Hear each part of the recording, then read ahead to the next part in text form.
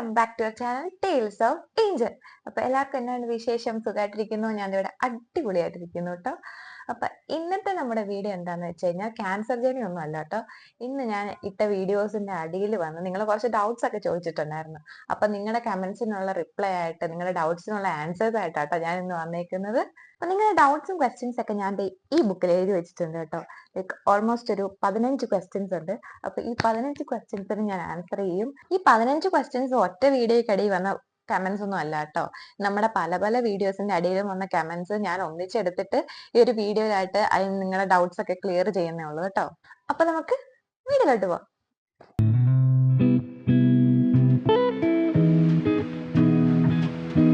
അപ്പൊ നമ്മുടെ ഫസ്റ്റ് ക്വസ്റ്റ്യനിലോട്ട് പോവാം. ഫസ്റ്റ് ക്വസ്റ്റ്യൻ എന്താന്ന് വെച്ച് കഴിഞ്ഞാൽ മോളുടെ വീട് എവിടെയാണെന്നാണ്. അത് 2-3 പേര് ചോദിച്ചിട്ടുണ്ട്.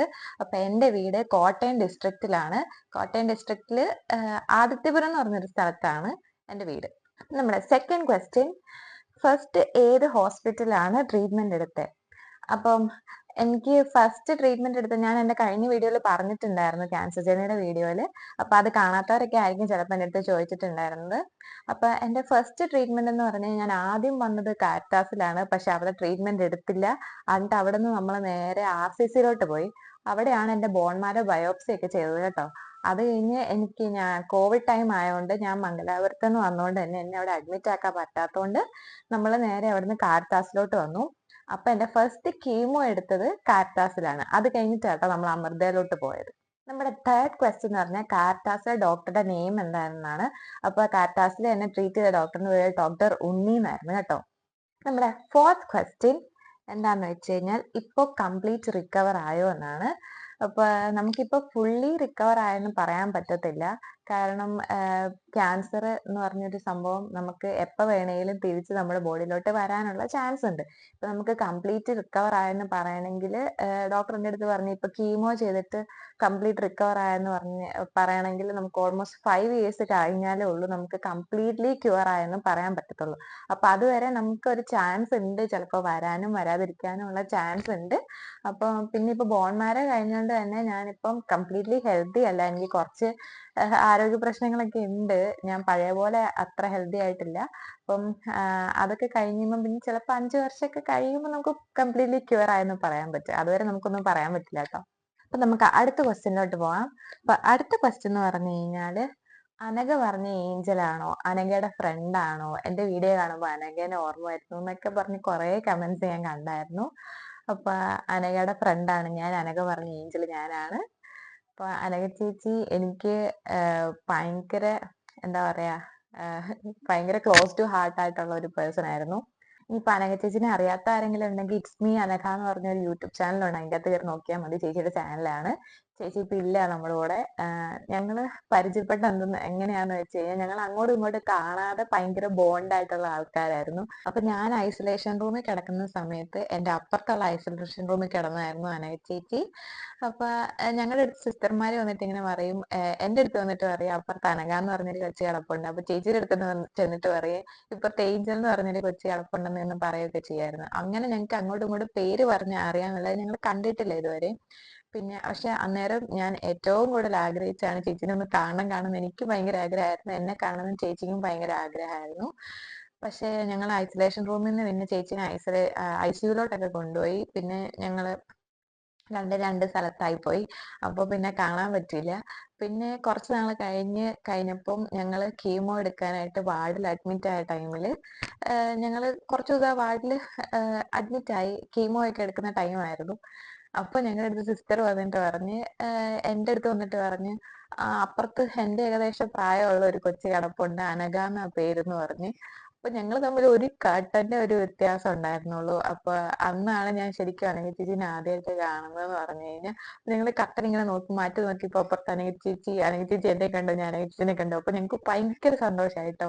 കാരണം ഞാൻ എൻ്റെ ലൈഫിൽ ഏറ്റവും കൂടുതൽ കാണണം എന്ന് ആഗ്രഹിച്ച ഒരാളായിരുന്നു. അപ്പൊ ഞാൻ കണ്ടപ്പോ എനിക്ക് ഭയങ്കര സന്തോഷമായി. പിന്നെ അത് കഴിഞ്ഞപ്പോ ഞങ്ങൾ ഭയങ്കര കമ്പനി ആയിട്ടോ. ഞങ്ങൾ നല്ല കമ്പനി ആയിരുന്നു. വാട്സപ്പിൽ മെസ്സേജ് ഒക്കെ അല്ല ഇൻസ്റ്റഗ്രാമിലാണ് ചേച്ചി ആദ്യം എനിക്ക് മെസ്സേജ് അയച്ചത്. ഞങ്ങൾ അങ്ങോട്ടും ഇങ്ങോട്ടും പിന്നെ ഹോസ്പിറ്റലിൽ ഞങ്ങൾ വരുന്ന ഞങ്ങൾക്ക് ഇപ്പൊ ചെക്കപ്പ് ഉള്ള ദിവസങ്ങളിലൊക്കെ ഞങ്ങൾ മെസ്സേജ് അയക്കും, ചേച്ചി ചേച്ചിക്കുന്നുണ്ടോ, ഞാനിന്ന് വരുന്നുണ്ട്. അപ്പൊ ചേച്ചി എനിക്ക് തിരിച്ചിങ്ങോട്ട് അയക്കും, ഇടി നീന്ന് വരുന്നുണ്ടോ, ഞാനിന്ന് വരുന്നുണ്ടോ എന്നൊക്കെ പറഞ്ഞ്. അപ്പൊ അങ്ങനെ ഞങ്ങൾ നല്ല കമ്പനി ആയിരുന്നു കേട്ടോ. പക്ഷെ ഇപ്പം ഹോസ്പിറ്റലിൽ ചെല്ലുമ്പോൾ ഞാൻ ഏറ്റവും കൂടുതൽ മിസ് ചെയ്യുന്നതാണ് ചേച്ചിനെയാണ്. അപ്പൊ നമ്മുടെ അടുത്ത ക്വസ്റ്റ്യൻ എന്താന്ന് വെച്ച് കഴിഞ്ഞാൽ, ഫുഡ് എല്ലാം കഴിക്കാൻ പറ്റുമോ, റെസ്ട്രിക്ഷൻസ് ഇല്ലേ എന്നാണ്. എനിക്ക് ഇപ്പൊ നിലവിൽ റെസ്ട്രിക്ഷൻസ് ഉള്ളതെന്ന് പറഞ്ഞു കഴിഞ്ഞാൽ മിൽക്ക് ആൻഡ് മിൽക്ക് പ്രോഡക്ട്സ്, പാലൊന്നും കുടിക്കാൻ പറ്റില്ല, അതുപോലെ പാലിന്റെ പ്രോഡക്ട്സ് ഒന്നും പറ്റത്തില്ല.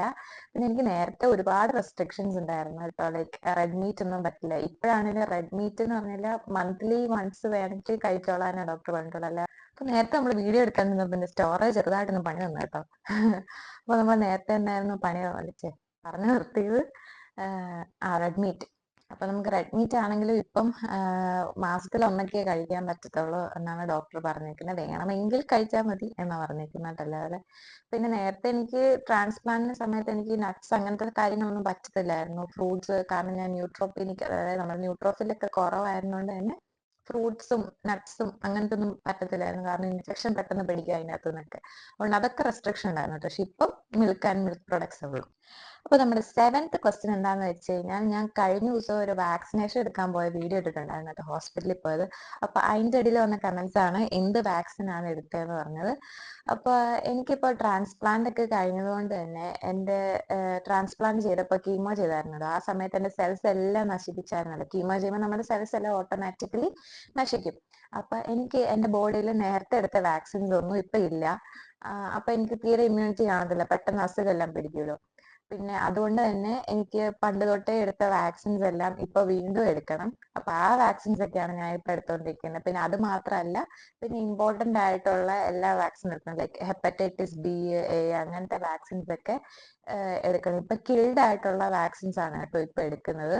പിന്നെ അതെനിക്ക് അടുത്ത ജനുവരി വരെയുള്ള സ്കെഡ്യൂൾ തന്നിട്ടുണ്ട്. അപ്പൊ എല്ലാ മാസവും എടുക്കേണ്ടതായിട്ടുണ്ട് കേട്ടോ, ഓരോരോ വാക്സിൻസ് മാറി മാറി.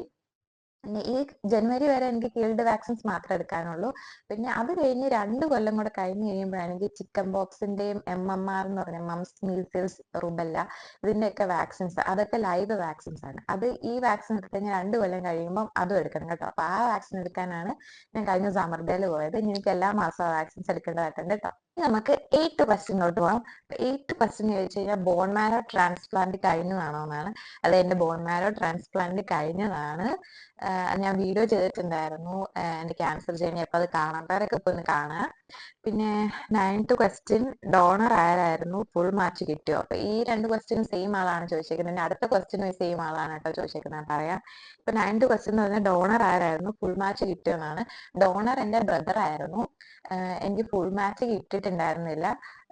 ബ്രദറിനെ ചെക്ക് ചെയ്തപ്പോ ഹാഫ് മാച്ച് ആയിരുന്നു. ഞങ്ങളിപ്പം ഔട്ട് ഓഫ് 12 ആണ് മാച്ച് പറയുന്നത്. അപ്പൊ 7/12 ആയിരുന്നു എനിക്ക് മാച്ച് ആയിട്ട് കിട്ടിയിരുന്നത്. പിന്നെ എനിക്ക് ഫുൾ മാച്ച് കിട്ടിയെന്ന് പറഞ്ഞു കഴിഞ്ഞാൽ വേറെ ഡോണേഴ്സിന്റെ ഫാമിലി ഇല്ലാതെ വേറെ നമ്മൾ ഡോണറെ നോക്കും. അപ്പൊ എനിക്ക് 3 ഫുൾ മാച്ച് കിട്ടിയായിരുന്നു. പക്ഷെ ആ സമയത്ത് ആ 3 പേര് അവൈലബിൾ അല്ലായിരുന്നു കേട്ടോ. അപ്പൊ ഞാൻ എന്റെ ബ്രദറെ തന്നെയാണ് എന്റെ ഡോണർ ആയിട്ട് എടുത്തത്. അപ്പം എന്റെ സ്റ്റോറേജ് എനിക്ക് പണി തന്നുകൊണ്ടേ ഇരിക്കുകയാണ് കേട്ടോ. സോറി, ഇടയ്ക്കിടയ്ക്ക് വീഡിയോ കട്ടായി പോകുന്നുണ്ട്. അപ്പൊ നമ്മൾ പറഞ്ഞുകൊണ്ടിരുന്നത് എന്റെ ബ്രദർ ആയിരുന്നു എന്റെ ഡോണർ. പിന്നെ ഡോക്ടർ പറഞ്ഞിട്ടുണ്ടായിരുന്നു നമ്മൾ പുറത്തുനിന്ന് ഡോണേഴ്സിനെ എടുക്കണേക്കാളും നല്ലത് ഫാമിലിയിൽ ഒരാളെ തന്നെ ഡോണറായിട്ട് എടുക്കുന്നതാണെന്ന്. അപ്പൊ ഹാഫ് മാച്ച് ആണെങ്കിലും എന്റെ ബ്രദർ തന്നെയാണ് കുറച്ചുകൂടി നന്നായിട്ടുണ്ടായിരുന്നത്. അതുകൊണ്ട് നമ്മൾ ബ്രദറിനെ തന്നെ ചൂസ് ചെയ്തു. പിന്നെ അടുത്ത ക്വസ്റ്റ്യൻ ഈ സെയിം ആള് തന്നെയാണ് കേട്ടോ ചോദിച്ചേക്കുന്നത്. അപ്പൊ ക്വസ്റ്റ്യൻ എന്തെന്ന് പറഞ്ഞു കഴിഞ്ഞാൽ, ട്രാൻസ്പ്ലാന്റ് എന്റെ മകനും പറഞ്ഞിരിക്കുന്നു. അവന് രണ്ടാമത് വന്നപ്പോൾ പ്ലേറ്റ്ലെറ്റ് കൗണ്ട് 5000 ഉള്ളൂ. മോൾക്ക് കൗണ്ട് കുറഞ്ഞായിരുന്നു. BMT റൂമിൽ കീമോ എടുത്തപ്പോൾ ബുദ്ധിമുട്ടുണ്ടായിരുന്നു. അപ്പൊ ആദ്യത്തെ ക്വസ്റ്റ്യൻ എന്ന് പറഞ്ഞാൽ പ്ലേറ്റ്ലെറ്റ് ഇപ്പൊ മോൻ 5000 ഉള്ളു. അപ്പൊ എനിക്ക് കൗണ്ട് കുറഞ്ഞായിരുന്നു എന്നാണ്. അപ്പൊ എനിക്ക് കൗണ്ട് കുറഞ്ഞായിരുന്നു. ഓഫ് കോഴ്സ് നമുക്ക് ബ്ലഡ് ക്യാൻസർ വരുമ്പോൾ പ്ലേറ്റ്ലെറ്റ്സിന്റെ കൗണ്ട് കുറയും, WBCയുടെ കൗണ്ട് കൂടും. അപ്പൊ എനിക്ക് രണ്ടാമത് വന്നപ്പം എനിക്ക് ലൈക്ക് 30,000 ആയിരുന്നു കേട്ടോ കൗണ്ട്. 30,000 ആയപ്പോഴാണ് ഞാൻ അറിഞ്ഞത് നമ്മൾ നോർമൽ പ്ലേറ്റ്ലെറ്റ് കൗണ്ട് എന്ന് പറഞ്ഞു കഴിഞ്ഞാൽ 1,50,000 മിനിമം വേണം. അപ്പൊ എനിക്ക് 30,000 ആയിരുന്നു കേട്ടോ ഉണ്ടായിരുന്നത്. അത് നമ്മൾ പെട്ടെന്ന് തന്നെ ചെക്ക് ചെയ്തു. എനിക്ക് ഓൾറെഡി ചെക്ക് ചെയ്യുന്ന ടൈം ആയില്ലായിരുന്നു. എന്റെ കയ്യിൽ റാഷ് ഒക്കെ വന്നുകൊണ്ട് ഞാൻ പെട്ടെന്ന് പോയി ചെക്ക് ചെയ്തുകൊണ്ടാണ് 30,000 അറിഞ്ഞത്. അല്ലെങ്കിൽ അതിലും കുറഞ്ഞേനെ. പിന്നെ അടുത്തെന്ന് പറഞ്ഞാൽ BMT റൂമിൽ കീമോ എടുത്തപ്പോൾ ബുദ്ധിമുട്ടുണ്ടായിരുന്നു. കീമോ എടുത്തപ്പോൾ ഉറപ്പായിട്ടും ബുദ്ധിമുട്ടുണ്ടായിരുന്നു. നമുക്ക് കീമോ എടുക്കുമ്പോൾ എന്തായാലും ബുദ്ധിമുട്ട് വരാം, നമുക്ക് റെസിസ്റ്റ് ചെയ്യാൻ പറ്റത്തില്ല. നമുക്ക് വോമിറ്റിങ്ങും പിന്നെ വായില് തൊലിയൊക്കെ പോകുന്ന അങ്ങനത്തെ ബുദ്ധിമുട്ടുകളൊക്കെ വരും, നന്നായിട്ട് വരും. പക്ഷെ എനിക്ക് BMT കയറി കഴിഞ്ഞ് കീമോ എടുത്തതിനേക്കാളും ബുദ്ധിമുട്ട് എനിക്ക് ട്രാൻസ്പ്ലാന്റ് കഴിഞ്ഞപ്പോഴായിരുന്നു കേട്ടോ ഉണ്ടായിരുന്നത്. അത് ഞാൻ അടുത്ത വരുന്ന വീഡിയോസിലൊക്കെ പറഞ്ഞ എന്തൊക്കെ ബുദ്ധിമുട്ടുണ്ടായെന്നൊക്കെ. അപ്പൊ കീമോനേക്കാളും എനിക്ക് കൂടുതൽ ട്രാൻസ്പ്ലാന്റ് കഴിഞ്ഞപ്പോഴാണ് ബുദ്ധിമുട്ടുണ്ടായത്. അപ്പൊ നമുക്ക് 11th ക്വസ്റ്റ്യനിലേക്ക് പോകാം. 11th ക്വസ്റ്റ്യൻ എന്താണെന്ന് വെച്ച് കഴിഞ്ഞാൽ, ട്രാൻസ്പ്ലാന്റ് കഴിഞ്ഞിട്ട് എത്രയായി? എന്റെ ഹസ്ബൻഡ് ട്രാൻസ്പ്ലാന്റ് കഴിഞ്ഞിട്ട് റെസ്റ്റിലാണ്, 120 days ആയി വീട്ടിലാണെന്നാണ്. അപ്പൊ എനിക്ക് ട്രാൻസ്പ്ലാന്റ് കഴിഞ്ഞ ജനുവരിയിലായിരുന്നു, ലൈക്ക് ജനുവരി 19th 2023 എന്റെ ട്രാൻസ്പ്ലാന്റ്. ഇപ്പൊ എനിക്ക് 1.5 years ആയിട്ടോ ട്രാൻസ്പ്ലാന്റ് കഴിഞ്ഞിട്ട്. ഈ ജനുവരി 2024 ആയപ്പോ എനിക്ക് 1 വർഷമായി. ഇപ്പൊ ജൂൺ ആയില്ലേ, അപ്പൊ 1 year 5 months കഴിഞ്ഞു എനിക്കിപ്പോ ട്രാൻസ്പ്ലാന്റ് കഴിഞ്ഞിട്ട്. അപ്പൊ നമ്മുടെ 12th ക്വസ്റ്റ്യൻ എന്താന്ന് വെച്ച് കഴിഞ്ഞാല്, ചേച്ചി കൗണ്ട് കുറയുന്നത് എല്ലാം ക്യാൻസർ ആണോ? എനിക്ക് കൗണ്ട് കുറയുന്നുണ്ട്, 4 month ആയിട്ട് 12,000 വരെ എത്തിയിട്ടുണ്ട്, അങ്ങനെ പ്ലേറ്റ്ലെറ്റ് ഒക്കെ എടുത്തിട്ടുണ്ട്. അപ്പൊ എനിക്ക് പറയാനുള്ളത്, കൗണ്ട് കുറയുന്നത് എല്ലാം ക്യാൻസേഴ്സ് അല്ല, അതോർത്ത് പേടിക്കണ്ട.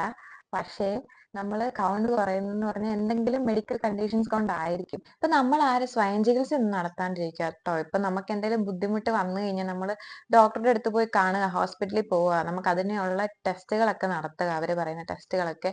എങ്കിലും നമുക്ക് കറക്റ്റ് ആയിട്ട് എന്താണ് പ്രശ്നം നമുക്ക് മനസ്സിലാക്കാൻ പറ്റത്തുള്ളൂ. അല്ലാതെ നമ്മൾ തന്നെ ഇതുകൊണ്ടാണ് അതുകൊണ്ടാണെന്നൊക്കെ പറഞ്ഞ് സ്വയം ഇങ്ങനെ തീരുമാനിക്കാണ്ടിരിക്കുക. അപ്പൊ നമ്മുടെ ലൈഫിന് തന്നെയാണ് ആപത്ത് എന്ന് മനസ്സിലാക്കിക്കൊണ്ട് എല്ലാവരും ഹോസ്പിറ്റലിൽ പോകാനായിട്ട് മാക്സിമം നോക്കണം കേട്ടോ.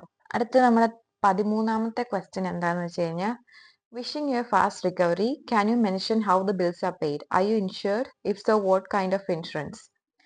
അപ്പൊ എനിക്ക് ഇൻഷുറൻസ് ഉണ്ടായിരുന്നോ, എങ്ങനെയാണ് ബിൽസ് ഒക്കെ പേ ചെയ്തതെന്നാണ് ചോദിച്ചേക്കുന്നത്. അപ്പൊ എനിക്ക് ഇൻഷുറൻസ് ഉണ്ടായിരുന്നു. എൻ്റെ പപ്പ ആർമിയിലായിരുന്നു, അതുകൊണ്ട് നമുക്ക് ECHSന്റെ ബെനിഫിറ്റ്സ് ഉണ്ടായിരുന്നു. ECHS എന്ന് പറഞ്ഞൊരു ഇൻഷുറൻസ് ഉണ്ട്, അതുണ്ടായിരുന്നു കേട്ടോ. പക്ഷെ നമുക്ക് എല്ലാ കാര്യത്തിനും അത് കിട്ടത്തില്ല. ഇപ്പൊ ട്രാൻസ്പ്ലാന്റിനാണെങ്കിൽ പോലും നമുക്ക് ആദ്യമേ അത് ഇല്ല എന്നായിരുന്നു പറഞ്ഞിരുന്നത്. അപ്പൊ നമ്മള് പൈസ എല്ലാം അറേഞ്ച് ചെയ്തു, സെറ്റായി. നമ്മൾ ഹോസ്പിറ്റലിൽ ട്രാൻസ്പ്ലാന്റിനായിട്ട് അഡ്മിറ്റ് ആകാൻ പോയ ചെന്ന ടൈമിലാണ് നമുക്ക് ECHSന്റെ ഓഫീസിൽ നിന്ന് അവർ വിളിച്ചു പറഞ്ഞത്, നിങ്ങൾക്ക് ഇപ്പം ട്രാൻസ്പ്ലാന്റിന് ECHSന്റെ ബെനിഫിറ്റ്സ് കിട്ടൂന്ന് പറഞ്ഞ്. അങ്ങനെ നമുക്കത് ഒരാഴ്ചയും കൂടെ വെയിറ്റ് ചെയ്ത് അത് കിട്ടിക്കഴിഞ്ഞാട്ടോ നമ്മൾ ട്രാൻസ്പ്ലാന്റ് ചെയ്തത്. അപ്പൊ നമ്മൾ ലക്കിലി അത് നമുക്ക് കിട്ടി. അല്ലാതെ നമ്മൾ അത്രയും ബൾക്ക് എമൗണ്ട്, ഒരു ലൈക്ക് 20-30 lakhs ഒക്കെ ഒരു ട്രാൻസ്പ്ലാന്റിന്റെ എമൗണ്ട്, അത്രയും നമ്മൾ ചെയ്യേണ്ട വന്നേനെ. അപ്പൊ നമുക്ക് ലക്കിലി ECHSന്റെ കിട്ടി കേട്ടോ. പക്ഷെ എല്ലാ കാര്യത്തിലും നമുക്ക് ECHS കിട്ടത്തില്ല, കുറെ കാര്യങ്ങൾ നമ്മൾ കയ്യിൽ നിന്ന് തന്നെ പൈസ എടുത്ത് ചെയ്യേണ്ടതായിട്ട് വരും കേട്ടോ. അപ്പൊ നമ്മുടെ ഫാമിലി, എന്റെ ഫാമിലി, പപ്പയുടെ സിസ്റ്റേഴ്സ്, പപ്പയുടെ ബ്രദർ, അവരെല്ലാരും നമുക്ക് ഹെൽപ്പ് ചെയ്യുമായിരുന്നു കേട്ടോ എന്റെ ബില്ലൊക്കെ പേ ചെയ്യാനായിട്ട്. ഇനി നമ്മുടെ സെക്കൻഡ് ലാസ്റ്റ് ക്വസ്റ്റ്യൻ ആണ്, 14ാമത്തെ question. Hi Angel, your video is little incomplete. You are not saying the exact counts of lymphocytes and WBCs. Please elaborate things when you say. It will help others also. Thank you and God bless you. Okay, thank you for the feedback. അപ്പൊ പറഞ്ഞിരിക്കുന്ന എന്റെ video കുറച്ച് incomplete ആണ്. Like ഞാൻ പ്ലേറ്റ്ലെറ്റ്സിന്റെയും WBCയുടെയും counts ഒന്നും പറയുന്നുണ്ടായിരുന്നില്ല എന്നാണ്. അത് കാര്യം എന്താന്ന് വെച്ച് കഴിഞ്ഞാല്, ആക്ച്വലി എനിക്ക് ഓർമ്മയില്ല, എനിക്ക് പകുതി മുക്കാ കാര്യങ്ങൾ ഓർമ്മയില്ല. അതെന്നാന്ന് വെച്ചാൽ എനിക്കറിയില്ല, ഞാൻ കുറെ കാര്യങ്ങൾ മറന്നുപോയി. പിന്നെ നമുക്ക് ഈ പ്ലേറ്റ്ലെറ്റ്സും WBCയുടെ ഒക്കെ ലൈക്ക് കൗണ്ട്സ് എന്ന് പറഞ്ഞു കഴിഞ്ഞാൽ എവറി ടൈം അത് മാറിക്കൊണ്ടേയിരിക്കും. അപ്പൊ ഞാൻ അത് ഓർക്കാത്തതുകൊണ്ടാട്ടോ ഞാൻ ഇങ്ങനെ സ്പെസിഫിക് ആയിട്ട് പറയാതിരുന്നത്. പക്ഷെ ഇപ്പൊ ഞാനാണെങ്കിൽ മാക്സിമം ട്രൈ ചെയ്യുന്നുണ്ട്. ഞാൻ എൻ്റെ പഴയ ഫയൽസും പഴയ റെക്കോർഡ്സും അങ്ങനത്തെ കാര്യങ്ങൾ, ടെസ്റ്റിന്റെ റിപ്പോർട്ട്സ് ഒക്കെ നോക്കിയിട്ട് പറയാനായിട്ട് ഞാൻ മാക്സിമം ട്രൈ ചെയ്യുന്നുണ്ട്. അപ്പൊ ഞാൻ ഇനി ഇമ്പ്രൂവ് ചെയ്യാൻ നോക്കാം. അപ്പൊ നിങ്ങൾ ഇങ്ങനെ ഇതുപോലെ സജഷൻസ് ഒക്കെ എനിക്ക് കമന്റ്സിൽ ഇങ്ങനെ പറയണം കേട്ടോ, എങ്കിൽ എനിക്ക് എന്റെ വീഡിയോസ് കൂടുതൽ ഇമ്പ്രൂവ് ആകാൻ പറ്റത്തുള്ളൂ, നിങ്ങൾക്ക് അറിയേണ്ട കാര്യങ്ങളൊക്കെ. അപ്പൊ ഇപ്പൊ ഈ പറഞ്ഞ suggestion thank you so much. ഞാൻ ഇമ്പ്രൂവ് ചെയ്യാൻ നോക്കാം കേട്ടോ. അപ്പൊ നമ്മുടെ ലാസ്റ്റ് ആൻഡ് ഫൈനൽ ക്വസ്റ്റ്യനിലോട്ട് പോവാം. അത് ക്വസ്റ്റ്യൻ അല്ല, ഇതും ഒരു സജഷൻ ആണ്. അപ്പൊ എന്താന്ന് വെച്ച് കഴിഞ്ഞാൽ, sound low, anyway continue your video, love you lot, stronger, first time watching your video.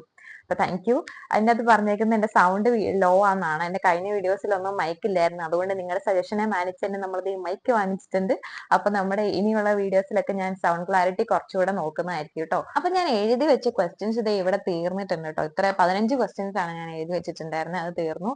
അപ്പൊ ഇത്രയും ക്വസ്റ്റ്യൻസ് മാത്രമല്ല, ഇത്രയും സജഷൻസ് മാത്രമല്ല, എനിക്ക് ഒരുപാട് കമന്റ്സ് ഞാൻ കാണുന്നുണ്ട് കേട്ടോ. ലൈക്ക് പ്രാർത്ഥിക്കുന്നുണ്ട് സ്ട്രോങ് ആയിട്ടിരിക്കുക. അപ്പൊ എല്ലാത്തിനും നന്ദിയുണ്ട്. ഇപ്പൊ ഇത്രയും സ്നേഹം എന്നോട് കാണിക്കുന്നുണ്ടെന്ന് അറിയുമ്പോൾ എനിക്ക് ഒരുപാട് സന്തോഷമുണ്ട് കേട്ടോ. അപ്പൊ ഇത്ര ഉള്ളൂ. ഇനി നിങ്ങൾക്ക് എന്തെങ്കിലും സജഷൻസോ അല്ലെങ്കിൽ ഞാൻ എന്തൊക്കെയാണ് ചെയ്യേണ്ടത്, നിങ്ങൾക്ക് എന്തൊക്കെ കാര്യങ്ങൾ എന്റെ അറിയണം, അങ്ങനെ എന്തൊക്കെ ഉണ്ടെങ്കിൽ നിങ്ങൾ കമന്റ്സിൽ പറയണം. ഞാൻ അതിനൊക്കെ ആൻസേഴ്സ് ചെയ്യാം കേട്ടോ. പിന്നെ എനിക്ക് Q&A വീഡിയോ ഒക്കെ ചെയ്യണം എന്നുണ്ടായിരുന്നു. പക്ഷെ നമുക്കിപ്പോ അത്ര സബ്സ്ക്രൈബേഴ്സ് ആയിട്ടില്ല. അപ്പൊ എത്ര പേര് ക്വസ്റ്റ്യൻ ചോദിക്കുന്നു എനിക്ക് അറിയാൻ പാടില്ലാത്തതുകൊണ്ടാണ് നമ്മൾ ഇപ്പൊ Q&A ഒന്നും ചെയ്യാതെ ഞാൻ കുറച്ചുകൂടെ കഴിഞ്ഞിട്ട് ചെയ്യാന്നൊക്കെ വിചാരിച്ചു. അപ്പൊ നമ്മുടെ ഇന്നത്തെ വീഡിയോ ഇത്രയേ ഉള്ളൂ. എല്ലാവർക്കും ഇഷ്ടപ്പെട്ടെങ്കിൽ ലൈക്ക് ചെയ്യണം, ഷെയർ ചെയ്യണം, സബ്സ്ക്രൈബ് ചെയ്യണം, ബെല്ലൈക്കണും കൂടെ എനേബിൾ ചെയ്യണം. അപ്പൊ എന്റെ പഴയ വീഡിയോസ് കാണാത്തവരൊക്കെ പോയി കാണണം കേട്ടോ. അപ്പൊ നമുക്ക് അടുത്ത വീഡിയോ ആയിട്ട് വീണ്ടും കാണാം. അതുവരേക്കും ബൈ.